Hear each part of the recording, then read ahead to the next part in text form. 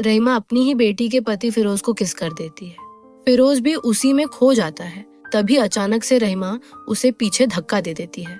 फिरोज हड़बड़ाकर कई बार माफी मांगता है और वहां से भाग जाता है। घर पहुंचते ही वो नायमा से रोते रोते कहता है, मैंने सीमा के बारे में कभी कोई गलत फीलिंग्स नहीं रखी। जो भी था वो सब मेरे पास्ट में ही खत्म हो गया। मैं पहले अच्छा इंसान नहीं था, लेकिन तुम्हारे लिए खुद को बदल दिया क्योंकि तुझसे सच में बहुत प्यार करता हूँ। ये सब सुनकर नायमा के दिल पर गहरा असर पड़ता है। उसे बहुत दुख होता है, लेकिन आखिर में वो फिरोज को माफ कर देती है और वादा करती है कि अब से उस पर कभी शक नहीं करेगी। अगले दिन नायमा सुबह सुबह फिरोज की आंखें बंद कराकर उसे बाहर ले जाती है। फिर उसे एक नई बाइक देकर सरप्राइज देती है। फिरोज यह देखकर बहुत खुश हो जाता है। वह खुशी में नायमा को गले लगाता है और कहता है कि उसके लिए भी एक सरप्राइज है। एंड सरप्राइज ये है कि हम हनीमून के लिए बाली जाएंगे। इसके बाद दोनों बाली जाते हैं। वहाँ कुछ दिन दोनों खूब एंजॉय करते हैं एंड एक दूसरे के साथ बहुत अच्छा समय बिताते हैं। लेकिन बीच में एक दिन दिखाया जाता है कि फिरोज और नायमा मॉल में शॉपिंग करने गए थे। तब फिरोज रहीमा के हाथ से आने वाली लोशन की खुशबू सूंघने लगता है। दूसरी तरफ रहीमा को भी दिखाया जाता है। जब वो फिरोज के कपड़ों पर आयरन कर रही होती है, तभी वो उसकी शर्ट की खुशबू सूंघने लगती है। नायमा के पापा रफीक घर में ही थे क्योंकि ये कुछ दिन रहीमा की देखभाल करने यहाँ आए थे। वो रहीमा को ऐसा करते देख लेते हैं, लेकिन उसे कुछ नहीं कहते। फिर एक दिन फिरोज और नायमा को दिखाया जाता है। नायमा फिरोज के साथ एंजॉय करने के लिए नाइट गाउन पहनकर उसके सामने आती है। फिरोज भी उसे छूने लगता है, लेकिन हर बार उसके दिमाग में नायमा की जगह रहीमा की इमेज आ जाती है। ये देखकर वो खुद भी हैरान हो जाता है और नायमा से डरने लगता है। नायमा भी हैरान हो जाती है, लेकिन फिर सोचती है कि शायद फिरोज की तबीयत ठीक नहीं है, इसलिए ऐसा कर रहा है। अगले दिन जब दोनों घर आते हैं, तब उन्हें देखकर रफीक कहते हैं कि अब उनकी छुट्टी खत्म हो गई है और वह अपने काम पर जाएंगे। फिरोज रफीक का बैग लेने के लिए घर में जाता है, लेकिन अंदर जाकर देखता है कि रहीमा उसे इग्नोर कर रही है। वह उसके साथ बात करने की कोशिश करता है, लेकिन रहीमा कोई जवाब नहीं देती। फिरोज रफीक को बैग देता है। रफीक उसे गले लगाकर कहते हैं कि उनकी बेटी उनकी लाडली है, हमेशा उसका ख्याल रखना और उसका भरोसा कभी मत तोड़ना। फिरोज कहता है, चिंता मत करो, मैं हमेशा नायमा का ख्याल रखूंगा। फिर दोनों रफीक को अलविदा कहते हैं। इसके बाद हम रहीमा को देखते हैं जो अपने रेस्टोरेंट में काम कर रही होती है। दोपहर में वह रेस्टोरेंट 1 घंटे के लिए बंद करती है। उसी समय फिरोज वहाँ आता है क्योंकि रहीमा इस दौरान पूरी तरह अकेली होती है। फिरोज रहीमा के पास आ जाता है और दरवाजा बंद कर देता है। फिरोज बार बार रहीमा से पूछता है कि वो उसे ऐसे क्यों इग्नोर कर रही है, क्योंकि वो खुद भी रहीमा से दूर नहीं रह पाता और कंफ्यूज रहता है कि इन फीलिंग्स का क्या करे। तभी रहीमा साफ कह देती है कि वो उसे सिर्फ बेटे जैसा मानती है ताकि वो ज्यादा कुछ न सोचे। लेकिन फिरोज उसे खींचकर अंदर एक रूम में ले जाता है और दरवाजा लॉक कर देता है। फिर वो उसके बहुत करीब आ जाता है। रहीमा भी उसे रोकती नहीं। इस दौरान दोनों के बीच शैतान पूरी तरह घुस चुका था और फिर वो ऐसा गेम खेलते हैं जो उन्हें नहीं खेलना चाहिए था। इसी बीच नायमा की बुआ भी वहाँ पहुँच जाती है क्योंकि वो वहीं काम करती थी। रेस्टोरेंट खाली देखकर वो रहीमा को ढूंढने लगती है और जैसे ही उस कमरे के पास आती है, अंदर से अजीब आवाज सुनती है। थोड़ी देर बाद रहीमा हांफते हुए बाहर निकलती है और कहती है, अंदर चूहा था, इसलिए चिल्ला रही थी। फिरोज भी जल्दी से एक चूहा पकड़कर बाहर ले आता है। इस तरह वो पकड़े जाने से बच जाते हैं। लेकिन रात को दिखाया जाता है कि पीछे के दरवाजे से फिरोज रहीमा के कमरे में घुस जाता है और कहता है कि मैं अभी आउट नहीं हुआ हूँ, अभी तुम्हारी फील्डिंग बाकी है और ये भी अच्छे से जानता हूँ कि तुम भी फील्डिंग करना चाहती हो। रहीमा अपनी फीलिंग्स को रोकने की कोशिश करती है, लेकिन खुद को रोक नहीं पाती। फिरोज जब उसके पास आता है तो रहीमा भी उसके पास जाती है और फिर से दोनों उसी गेम को अंजाम देने लगते हैं। पास वाले कमरे में नायमा सो रही थी। अचानक अपनी माँ के कमरे से आवाज सुनकर उसकी आंख खुल जाती है। वो देखने आती है कि रहीमा को कुछ हो तो नहीं गया। जब वो दरवाजा खोलकर अंदर जाती है, तब तक फिरोज वहां से भाग चुका होता है। रहीमा नायमा से कहती है कि उसने बुरा सपना देखा था, इसलिए चीख रही थी, लेकिन अब ठीक हूँ, तुम अपने कमरे में चली जाओ। नायमा अपनी माँ की बात मान लेती है और चुपचाप वहां से चली जाती है। फिरोज फिर से अंदर आता है और नायमा के साथ उसके कमरे में चला जाता है। उसी दिन से फिरोज और रहीमा का गेम शुरू हो जाता है। जब भी मौका मिलता या नायमा घर में नहीं होती, तब वो एक दूसरे के साथ गेम खेलने लगते हैं। माँ अपनी बेटी को ही धोखा दे रही है और ऊपर से एंजॉय भी कर रही है। नायमा बेचारी उनका गेम समझ नहीं पाती। एक दिन नायमा तैयार होकर फिरोज के पास जाती है और कहती है कि आज हमें कुछ करना चाहिए, लेकिन फिरोज कहता है कि कल सुबह जल्दी उठना है, फिर किसी दिन देखते हैं। नायमा को बुरा तो लगता है, लेकिन वो कुछ नहीं कहती और खुद को शांत कर लेती है। कुछ दिन इसी तरह गुजरते हैं। फिर एक दिन दिखाया जाता है कि फिरोज और रहीमा नायमा के कमरे में गेम खेलते हैं।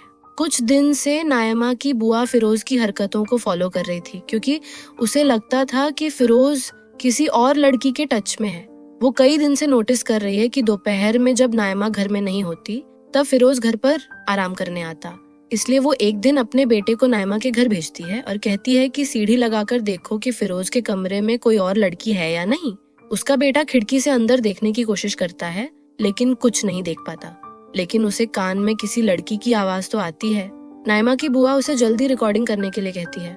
बेटा रिकॉर्डिंग करता है, लेकिन तभी रहीमा वहाँ आ जाती है। उसे देखकर बेटा डर जाता है और घबराहट में अपना फोन पानी में गिरा देता है। बुआ रहीमा से कहती है, मैंने फिरोज के कमरे से लड़की की आवाज सुनी है। असल में वो रहीमा ही थी जो फिरोज के साथ थी, लेकिन बुआ के सामने वो ऐसे दिखाती है जैसे उसे कुछ पता ही नहीं है। बुआ फिर रहीमा को लेकर फिरोज के कमरे में जाती है। वहाँ वो देखती है कि फिरोज सोने का नाटक कर रहा है।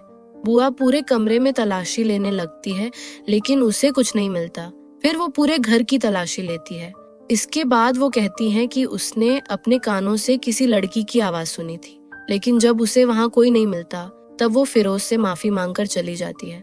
लेकिन बुआ का शक अभी कम नहीं हुआ। वो अपने बेटे से कहती है कि तूने लड़की की आवाज तो सुनी है, ये तो पक्की बात है। बेटा उसे समझाता है कि बिना सबूत के हम नायमा को कुछ नहीं बताएंगे। मेरा फोन भी खराब हो गया है, पहले उसे ठीक कराता हूँ, फिर देखते हैं आगे क्या करना है।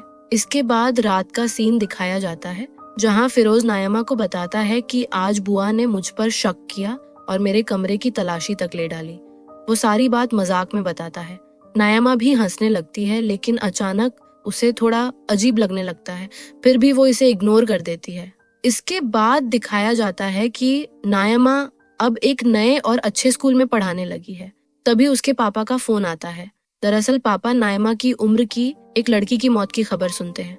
ये सुनकर उन्हें नायमा की फिक्र होने लगती है, इसलिए वो तुरंत नायमा को फोन करके उसकी और फिरोज की खबर लेते हैं।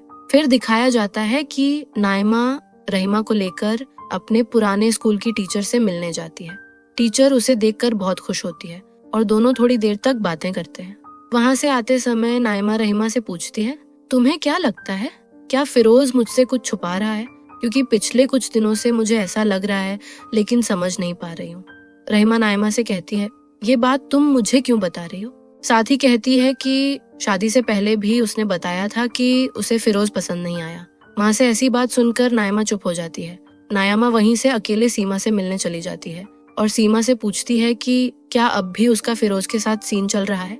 सीमा बताती है कि उसने फिरोज के साथ फ्लर्ट किया और उसके साथ फिर से रिलेशनशिप बनाने की कोशिश की, लेकिन फिरोज ने उसे कभी भाव ही नहीं दिया। वो हमेशा नायमा के बारे में ही सोचता रहता था। आखिरकार फिरोज को वही लड़की मिल गई जिसे वह पसंद करता था। ये सुनकर नायमा बहुत खुश हो जाती है और उसी दिन फिरोज का जन्मदिन भी था, इसलिए नायमा उसे सरप्राइज देने के लिए केक खरीद लेती है और ऑफिस पहुंच जाती है। लेकिन वहां पहुंचकर पता चलता है कि फिरोज आधा घंटा पहले ही घर चला गया है। नायमा बिना सोचे समझे सीधे घर की तरफ चल पड़ती है। इसी बीच नायमा की बुआ उसके घर के सामने से जा रही थी। अचानक उसे ख्याल आता कि चलो फिरोज पर थोड़ी नजर डालते हैं। फिर वो चुपचाप सीढ़ी लगाकर खिड़की से झांकती है, लेकिन अंदर जो वो मंजर देखती है उसने कभी सपने में भी सोचा नहीं था। फिरोज और रहीमा फिर से गेम खेल रहे थे। ये देखकर उसको इतनी घिन आने लगी कि उसने उल्टी तक कर दी। वो तुरंत आसपास के लोगों को बुला लेती है। सब लोग गुस्से में घर के सामने जमा हो जाते हैं, दरवाजे को धक्का देने लगते हैं और गालियां देकर उन दोनों को बाहर आने को कहते हैं। नायमा अपने घर के सामने इतनी भीड़ देखकर घबरा जाती है। वो कुछ समझ ही नहीं पाती कि हो क्या रहा है। भीड़ किसी तरह दरवाजा तोड़कर अंदर घुस जाती है। नायमा अपनी आंखों से अपनी माँ और पति को जिंदा हालत में देख लेती है। ये देखकर उसे सब समझ आ जाता है। वो वहीं गिर पड़ती है और रोते रोते चिल्लाकर पूछती है, ऐसा मेरे साथ क्यों किया? उसका पूरा संसार एक पल में बिखर जाता है।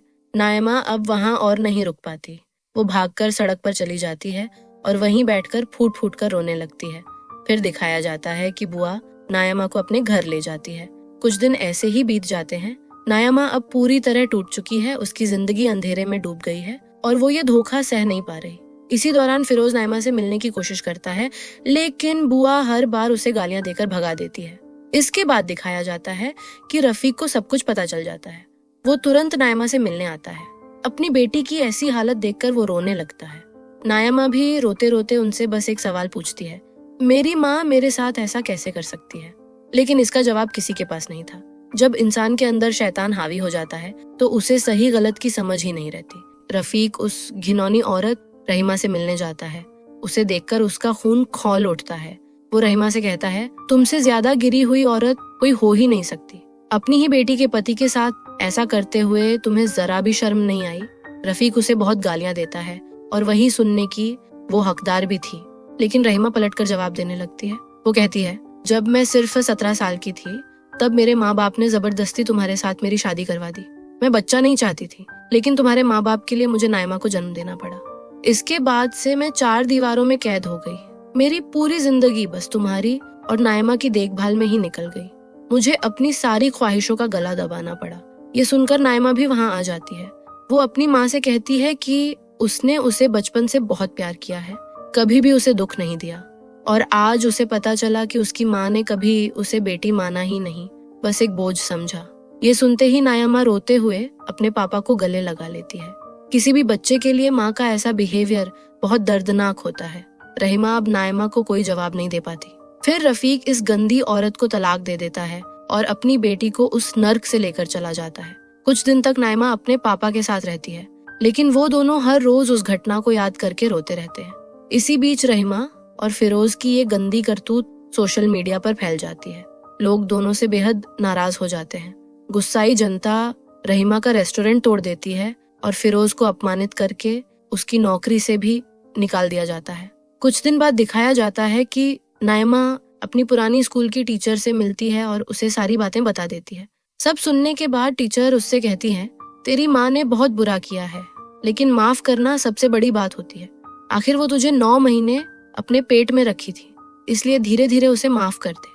ये सुनकर नायमा अपनी माँ के पास आती है और उसकी देखभाल भी शुरू कर देती है। लेकिन तभी उसे पता चलता है कि उसकी माँ प्रेग्नेंट है और एक दिन वो देखती है कि बाहर फिरोज की बाइक खड़ी है।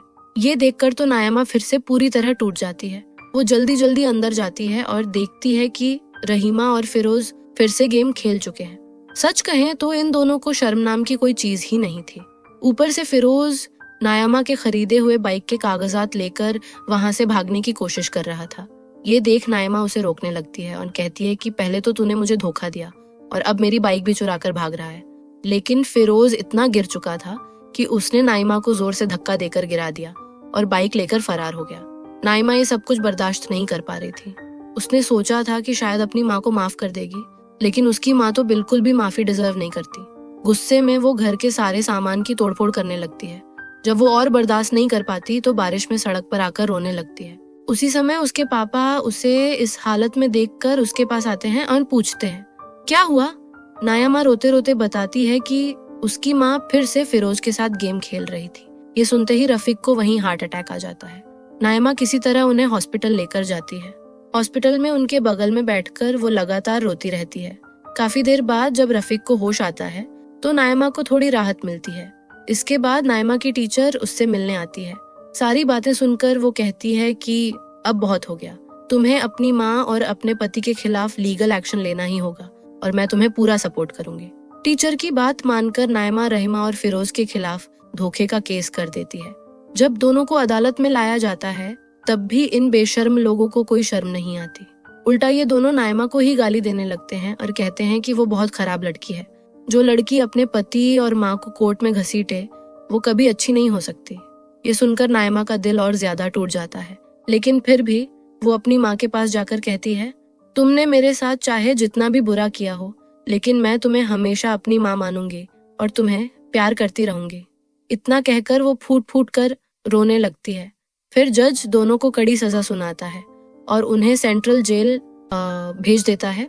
कुछ समय बाद दिखाया जाता है कि नायमा जेल में अपनी माँ से मिलने जाती है। वहाँ वो अपनी माँ को उमरा हज के लिए जमा किए हुए पैसे देती है और कहती है, ये आखिरी बार मैं तुमसे मिलने आई हूँ और आखिरी बार ही सही मैं तुम्हें माँ मानकर ये पैसे मदद के तौर पर दे रही हूँ। लेकिन नायमा का सबसे बड़ा दुख ये था कि आज तक उसे समझ ही नहीं आया कि उसकी अपनी माँ ने ही क्यों उसकी दुनिया उजाड़ दी। इतना कहकर नायमा उठकर जाने लगती है, तभी रहीमा कहती है कि उसे खुद भी समझ नहीं आता कि उसने ऐसा क्यों किया। बचपन से ही उसने नायमा से प्यार करने की बहुत कोशिश की, लेकिन फिर भी वो कभी कामयाब नहीं हो पाई। नायमा ये सुनकर कुछ नहीं कहती, बस खुद को संभालती है और वहां से चली जाती है। फिर खुद से सोचती है कि उसे पता है कि उसकी अपनी माँ ने उसे कभी सच्चा प्यार नहीं किया, लेकिन उसके मन में फिर भी अपनी माँ के लिए प्यार और सम्मान था। इसके साथ ही उसने ये भी समझा कि सिर्फ बच्चे को अपने पेट में रख लेना ही माँ बनने के लिए काफी नहीं है। इसलिए वो खुद से वादा करती है कि जब वो खुद माँ बनेगी तो अपने बच्चे को कभी वही दर्द महसूस नहीं होने देगी जो उसने खुद महसूस किया। एंड इसी सीन के साथ ये मूवी खत्म हो जाती है। इस मूवी से ये साफ होता है कि जन्म देने भर से कोई माँ नहीं बन जाती और कोई बच्चा अपनी इच्छा से इस दुनिया में नहीं आता। इसलिए किसी माँ बाप को अपने सुख के लिए बच्चे के साथ कभी गलत नहीं करना चाहिए। और सबसे बड़ी बात, जो पाप करते हैं उन्हें अपनी सजा भुगतनी ही पड़ती है। और आखिरकार वही हुआ, रहीमा और फिरोज दोनों को उनकी सजा मिल गई। तो दोस्तों, ये थी नायमा की कहानी, धोखे, दर्द और सच्चाई की। अगर आपको ये कहानी पसंद आई हो तो लाइक और शेयर करना मत भूलिए। और हाँ, ऐसे ही दिल छू लेने वाले ड्रामों के लिए हमारे चैनल को सब्सक्राइब जरूर करें। अगली कहानी में फिर मिलते हैं। तब तक अपने आप का ख्याल रखिए और हमेशा सच्चाई के रास्ते पर चलिए।